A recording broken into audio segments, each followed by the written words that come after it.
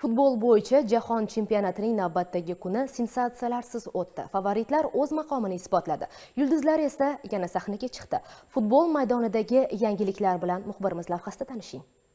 Fransiya Senegalga qarshi birinchi bo'limda kutilgan darajada o'yin ko'rsata olmadi. Ammo ikkinchi taymda Kylian Mbappe yetakchilikni qo'lga olib, dubl muallifiga aylandi va fransuzlar 3-1 hisobida g'alaba qozondi. Shu tariqa Mbappe Fransiya terma jamoasi tarixida eng yaxshi to'purarlar safida yana bir qadam oldinladi. Norvegiya esa Holland boshchiligida Iroq ustidan ishonchli g'alabaga erishdi. 4-1. Jahon chempionatidagi debyut o'yinidayoq Holland dubl qayd etib, o'zining nega dunyoning eng xavfli hujumchilaridan biri ekanini yana bir bor namoyish qildi. Argentina Jazoir bahsida esa barcha e'tibor Lionel Messiga qaratildi. 38 yoshli afsona hat-trick muallifiga aylanib, jamoasini yirik g'alaba sari yetakladi. 3-0. Bu orqali Messi jahon chempionatlari tarixidagi eng yaxshi to'purarlardan biri sifatida yana bir bor rekordga yaqinlashdi. Shuningdek, Angliya va O'zbekiston terma jamoalari turnir oldidan tarkiblarga o'zgartirish kiritdi. O'zbekiston safida Jaloliddin Masharipov jarohat sababli mundialni o'tkazib yuboradi. Uning o'rnini